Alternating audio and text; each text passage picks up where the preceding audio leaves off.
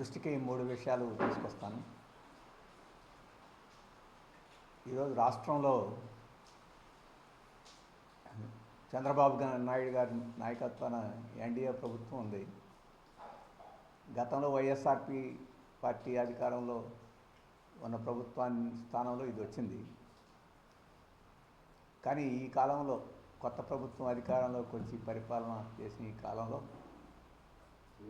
పరిస్థితి చూస్తే జగన్మోహన్ రెడ్డి గారి స్థానంలో చంద్రబాబు నాయుడు గారు వచ్చిన మార్పే తప్ప మిగతా విషయాల్లో ఏం మార్పు ఉన్నట్టు కనిపించట్లేదు. జగన్మోహన్ రెడ్డి గారి హయాంలో ఉన్న కాంట్రాక్టర్లే చంద్రబాబు నాయుడు గారి దగ్గర ఉన్నారు పెద్ద పెద్ద ప్రాజెక్టుల్లో.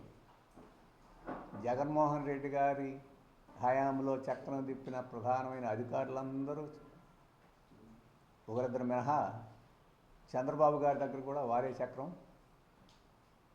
తిప్పుతున్నారు. అలాగే జగన్మోహన్ రెడ్డి గారి దగ్గర అదాని ఒప్పందాలు చేసుకున్నారు.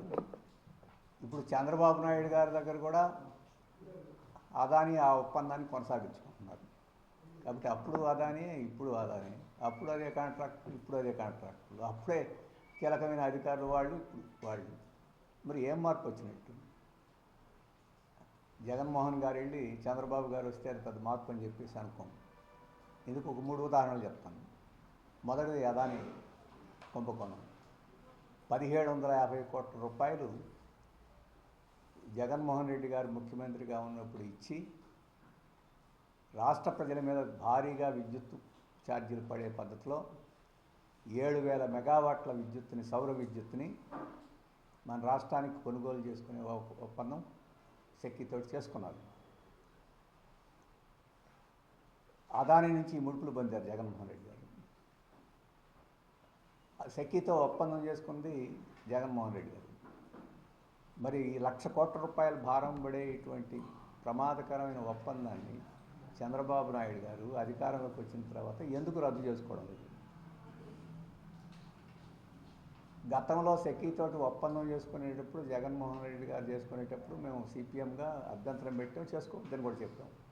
ఆ రోజు తెలుగుదేశం చెప్పలా, ఎందుకంటే అదానీ గారితో చేసుకున్నారు కాబట్టి అప్పుడు మెదలకుండా ఉంది.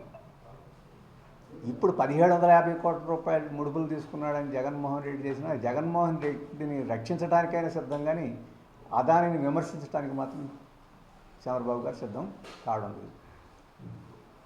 ఓవైపునేమో ఈయన అవినీతి, రాష్ట్రాన్ని ధ్వంసం చేశాడు, కోట్ల రూపాయలు వృధా చేశారని చెప్పి జగన్మోహన్ రెడ్డి గారిని విమర్శిస్తున్నారు. అమెరికాలో లంచం తీసుకున్నారు, లంచం ఇచ్చారని కేసులు నమోదైనా కానీ ఇప్పుడు జగన్మోహన్ రెడ్డి గారి మీద ఏగవాళ్ళని వేయడానికి చంద్రబాబు నాయుడు గారు సిద్ధం కావడంలా. అసెంబ్లీలో అదాని వ్యవహారం గురించి మీరు చంద్రబాబు గారు మాట్లాడిన తీరు చూడండి. మేము అధ్యయనం చేస్తున్నాం.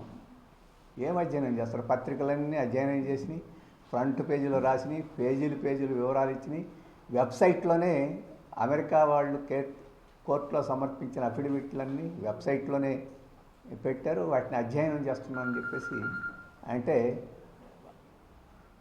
అదానీ గారిని ఎలా రక్షించాలి, అదానీని రక్షించడం కోసం జగన్మోహన్ రెడ్డి గారినైనా ఎలా వదిలేయాలని చెప్పేసి అధ్యయనం చేస్తున్నారని చెప్పేసి అడుగుతున్నాను. అందుకని తెలుగుదేశం పార్టీ అధికారంలో ఉంది కాబట్టి ప్రజలకు బాధ్యత వహించాల్సింది కాబట్టి వాడు చెప్తున్నాను. తెలుగుదేశం ప్రభుత్వం మొట్టమొదటి చేయాల్సిన పని సెక్కితో చేసుకున్న ఒప్పందాన్ని రద్దు చేయాలి. ఎందుకంటే ఒప్పందం చేసుకునే రోజునే ₹1.99 ఒక యూనిట్ దొరుకుతుంది మార్కెట్లో. అప్పుడు ₹2.49 చేసుకున్నారు. అప్పటికి ఇప్పటికీ సౌర విద్యుత్ ఖరీదు ఇంకా తగ్గిపోయింది. అటువంటిప్పుడు ఆ ఒప్పందాన్ని ఎందుకు కొనసాగించాలి? 7,000 మెగావాట్లు మన రాష్ట్రంలో తీసుకొని దాన్ని వినియోగించుకోవడానికి ఒప్పందం ఉంది. అది తీసుకుంటే 30 సంవత్సరాల పాటు ప్రజలు బాధలు అనుభవించాల్సి వస్తుంది.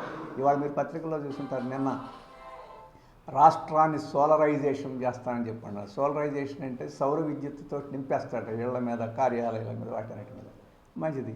కానీ 7,000 మెగావాట్లు అదాని నుంచి తీసుకుంటూ దాన్ని వినియోగించాల్సిన పరిస్థితి ఉంటే ఇంకా అదనంగా నువ్వు సోలార్ విద్యుత్తు ఎక్కడ ప్రోత్సహిస్తావు? ముందు అది రద్దు చేస్తేనే సాధ్యం అవుతుంది.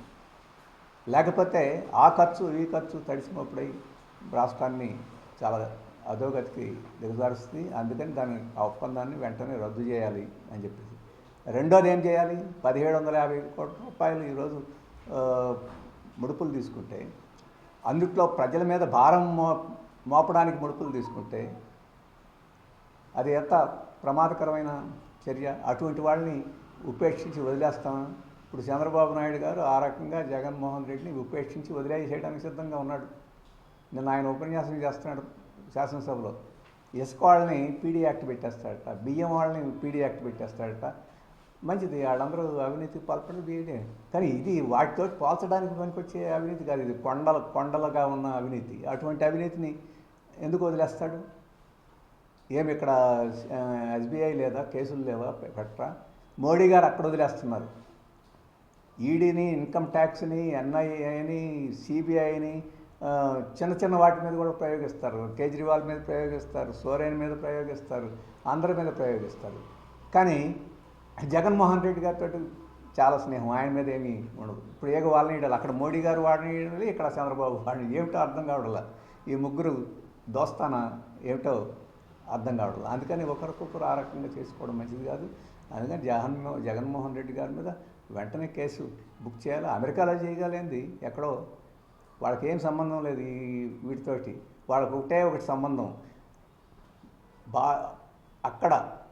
అక్కడి నుంచి ఎవరు పెట్టుబడి పొందినా ఏ దేశంలో, ఆ పెట్టుబడిని పొందినవాడు అవినీతికి పాల్పడకూడదని వాళ్ళ చట్టంలో ఒక క్లాజ్ ఉంది. ఆ క్లాజును బట్టి వాళ్ళు అక్కడ కేసు పెట్టారు.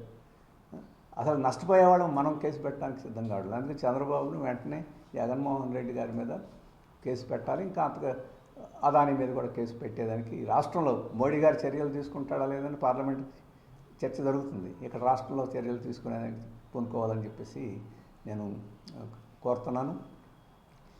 విచిత్రం ఏంటంటే ఇప్పటి వరకు చంద్రబాబు నాయుడు గారు మౌనవం పాటిస్తున్నారు.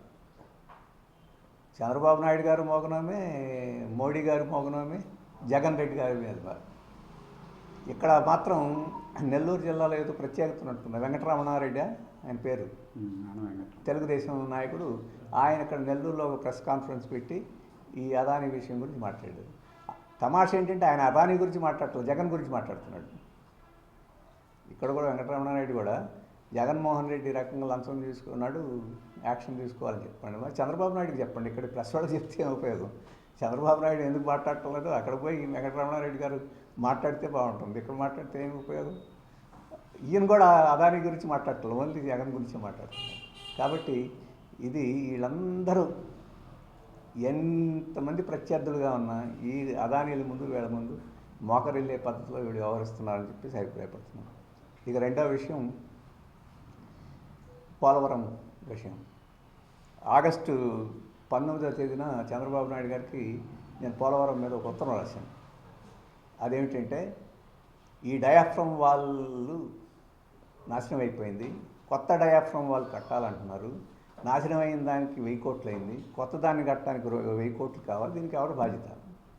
జగన్మోహన్ రెడ్డి గారు బాధ్యత అయితే ఆయన మీద ఏం యాక్షన్ తీసుకుంటున్నాం, లేదా కాంట్రాక్టర్ బాధ్యత అయితే ఏం యాక్షన్ తీసుకుంటున్నాం అని చెప్పారు. కానీ పాత కాంట్రాక్టర్ని కొనసాగిస్తున్నారు, ఈ యాక్షను లేదు. ఇప్పుడు దాని గురించి మాట్లాడటం కూడా మాట్లాడటం లేదు.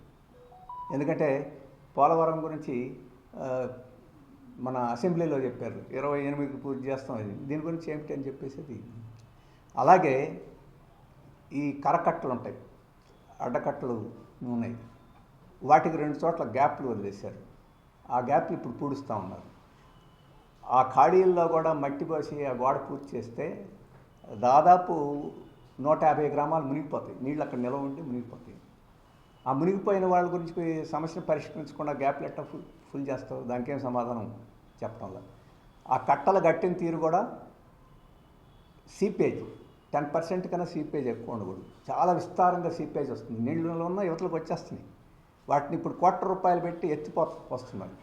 ఆ కట్టలు కట్టడమే చాలా అక్రమంగా కట్టారు, నాసిరకంగా కట్టారని చెప్పేసి ఇంజనీర్లందరికీ చెప్పారు. ఇప్పుడు అదే కట్టలను వాడతానని చెప్పేసి చంద్రబాబు గారు చెప్తున్నారు. అదే కట్టలను వాడి ఇన్ని వేల కోట్ల రూపాయలు నష్టపెట్టిన వాళ్ళ మీద చర్యలు ఏమిటనేది, కట్టల్ని బలపరిచేదానికి కమిటీలు చెప్పిన చర్యలు లేకుండా ఎలా కడతావు? దానివల్ల ఏమిటని చెప్పేసి మేము అడిగాం. ఇప్పుడు వరకు దానికి సమాధానం లేదు, కట్టలు కట్టేస్తాం. మరెన్నో వీడియోల కోసం మా ఛానల్ను సబ్స్క్రైబ్ చేసుకొని పక్కనే ఉన్న బెల్ ఐకాన్ని యాక్టివేట్ చేసుకోండి.